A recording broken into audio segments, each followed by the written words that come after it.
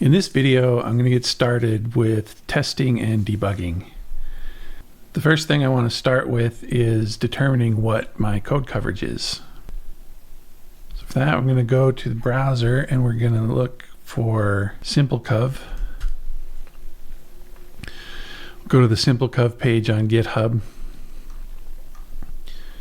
and scroll down to their Getting Started section. So we want to install the gem in our test group.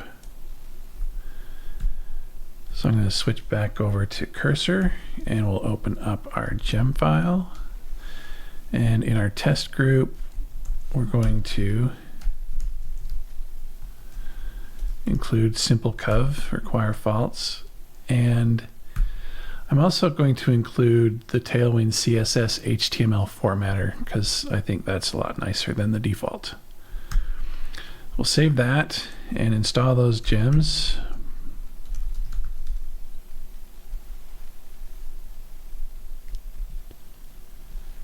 The next step is to configure our test environment to use SimpleCov. If we scroll down, we can see that we need to require SimpleCov in our test helper file. So we'll open our test helper.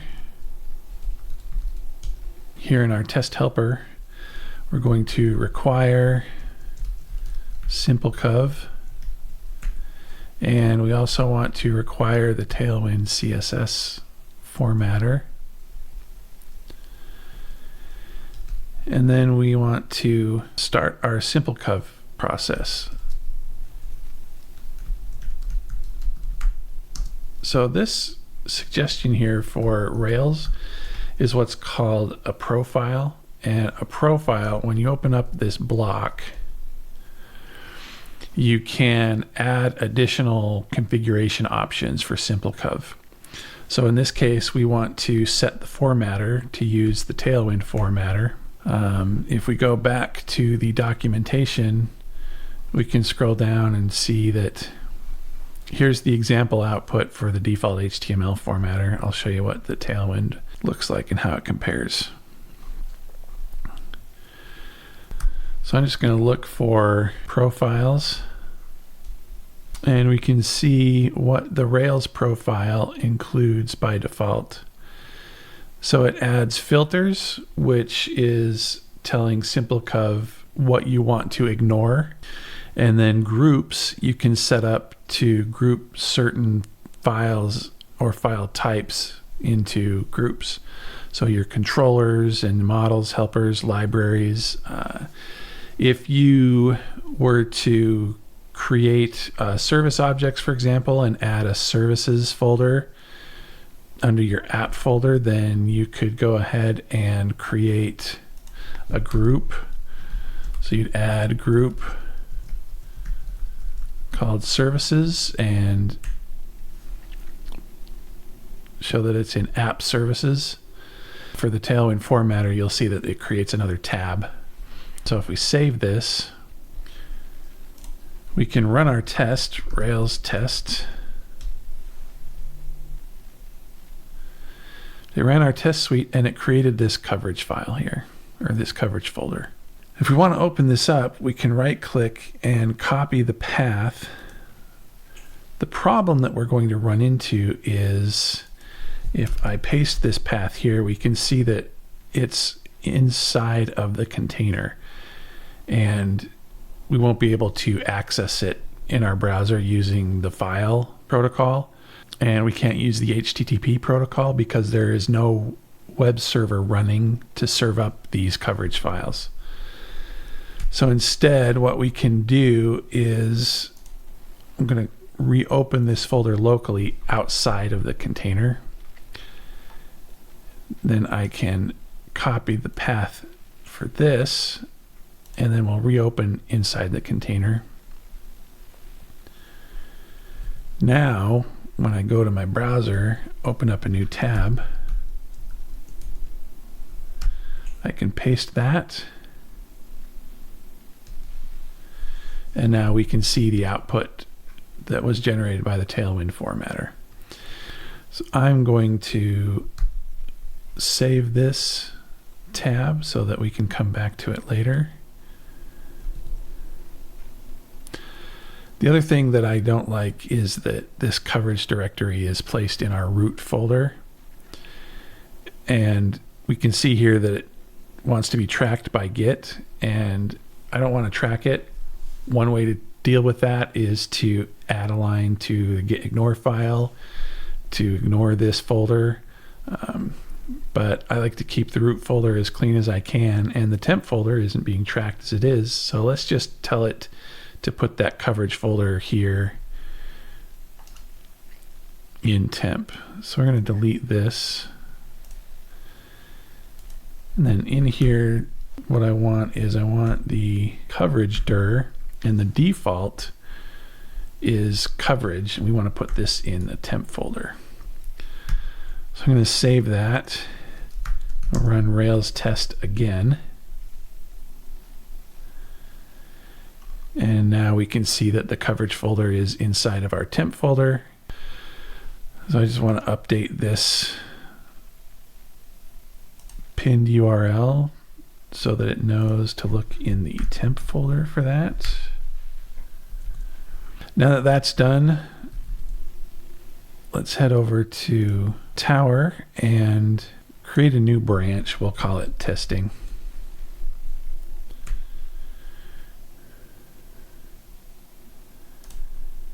I'm going to stage those, add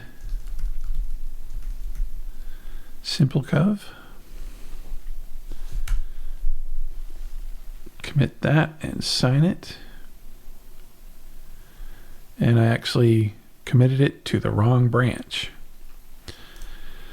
So if I want to undo that, I can just go to the previous commit and reset head to that commit.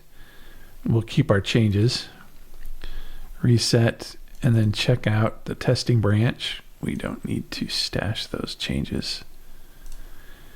And then we'll come back here and recommit.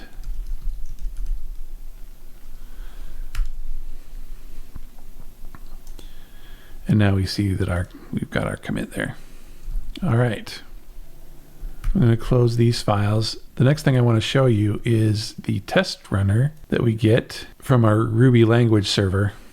So if I open up our user model and then I click this icon over here, it will switch over to the related test file for our user. Now that this test file is open, we can see that we've got our user test listed over here on the left, and we can run tests and we get our output down here at the bottom. Since there aren't any tests to run, let's give it a test to run. So the first thing we can do is test that we have a valid object. So I'm going to take this suggestion. We're creating a new user with no parameters, and we're asserting that it's valid. So I'm going to save this, and we can click run here, or we can click the run icon here to run this test, and that runs this specific test. We can see that it failed. We can click here to see what the error message is, and all we get is that it expected false to be truthy. So how do we figure out why it's failing? This is where a debugger comes in really handy. If I click debug here, it opens up the debugger panel, and we don't have anything configured yet. So I'm going to create a launch.json file, and it is going to create these three configurations out of the box. And this is supplied by the Ruby language server. So I'm going to stick with this configuration for now.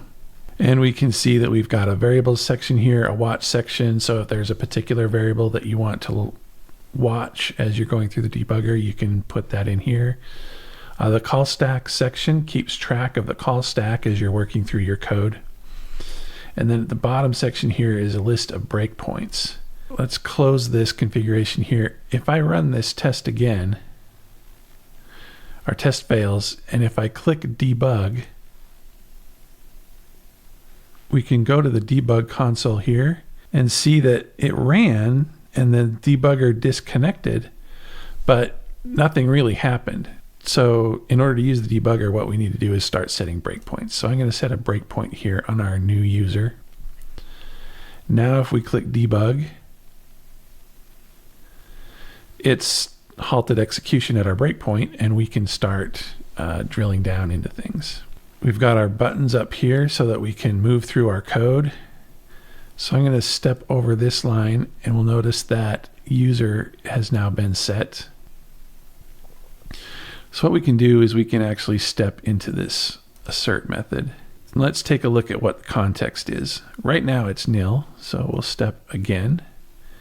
Now if we mouse over it, we see that the value of it is create, and we can see over here as well that context is create. And if we keep going, we can explore it more. If we go down here to the bottom, we can type errors.empty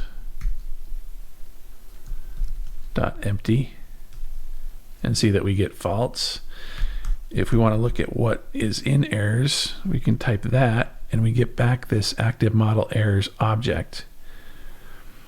And if we drill down into that, we can look at the errors here and see that we have an error on the password attribute, and the type of error is that it's blank. So to learn more about this, we can switch back to our user model, and we'll have to look into has secure password. So here I'm looking at the documentation for has secure password, and we can see that one of the things that it does is that it adds validations to the model automatically. So that's why the test is failing. So in order to get the test to pass, we switch back, and I'm going to let this continue to run. Now in our test, we need to set a password. So we'll just create a password, we'll save it, and we can rerun our test, and now it passes. Our user test is actually kind of sparse. One of the things we know is that we need to have the user email, and so let's generate a test. Test email address is required.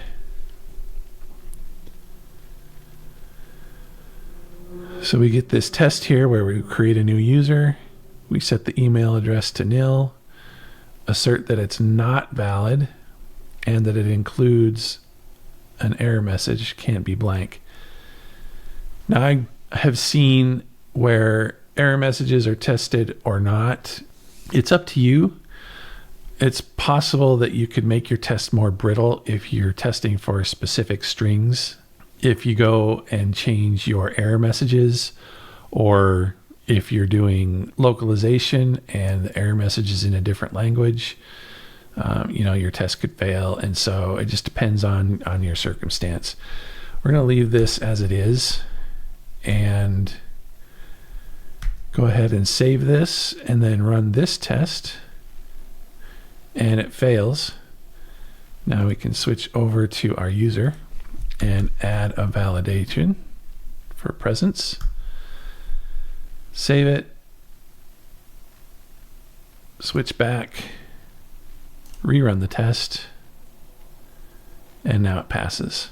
Now this particular feedback loop is kind of slow because I'm manually running the tests, and if you want to speed things up, we can use another gem called guard.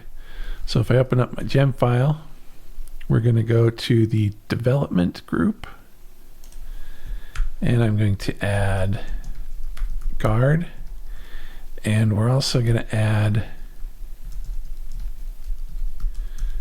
guard mini test because we're using mini test for this project. In my terminal, we're going to install those.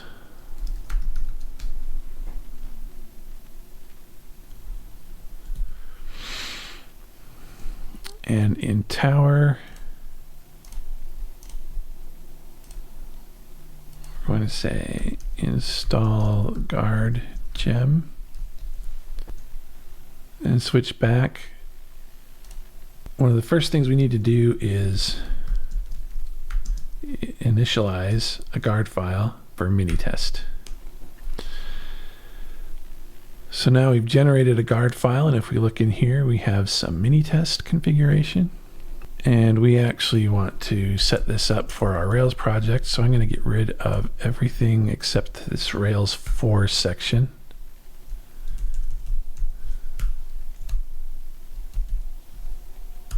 And by default, when you start guard, it will automatically run your entire test suite. And especially when your test suite gets really big and you just want to get started on something, you don't want to deal with that. So we're going to say, don't run tests automatically when starting. And we get this all on start attribute set to false. So we're just going to stick with all on start false. And now in our terminal, we can run guard. If you run guard by itself, then it will keep a history in the output in your terminal. I like to clear it up after each test run. So I'm going to pass the -c argument so that it clears the output every time we run a new test. Now that guard is running, if I come into our test file and save it, it'll run the test for this file, and we see that we have a failure. Test should be valid, and it's failing because now we have a validation for an email address, and the user that we have defined up here does not have an email address. So let's fix that. Save that, and our test runs automatically, and we can see that both of our tests are passing for this file. So this gives you a quicker feedback loop. Now we can start to fill out some of our other tests. We need to make sure that our email address is unique. So we'll create a user, and then we'll create another user with the same email address and make sure that it is not valid. So we'll save this. And we've got a failure. Email address must be unique. Switch back to our user file, add that unique constraint. We can see our tests run, and now they pass. Switching back. If we want to be consistent, we can add that error message, and our tests still pass. So now we want to make sure that whenever someone actually puts in an email address, that it's a valid email address. So let's do that. We're creating a user with an invalid email address, asserting that it's not valid, and that we get an invalid message. So we can save that, see that our test fails, switch over to our user, and since we've got the space here, I'm actually just going to move this user tab over to the side here so that we can see them both. And add this format with, and we're going to use the regular expression in the URI mail-to module. We're going to save this, and it'll run our tests, and all of our tests are passing again. Now that we've added a few tests, let's actually jump over to our browser and take a look at our test coverage. And let's look at our models. And for our user model, we now have 100% coverage.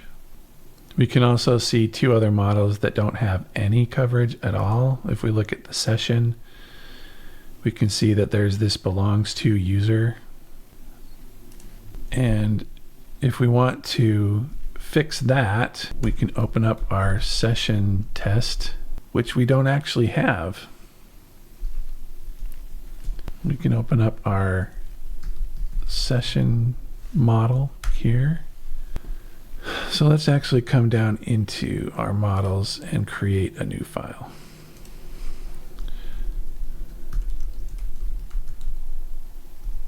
Session test.rb. We'll fill that out. Class session test, active support test case. And instead of asserting that it's valid, what we're going to do is I'm just going to test that it has a user. And the way that we can do that is assert respond to session.new that it responds to the user method. So if we save this, let's try saving it again. Now it's running. We actually need to make sure that we require our test helper. So now when we run it, our test passes. Just to make sure, for a sanity check, if we comment this out and save our session, the test should fail, and it does. Expected it to respond to user, and it does not. So we'll undo that, we'll save it, and our tests pass. If we want to run all of our tests, we can hit the enter key.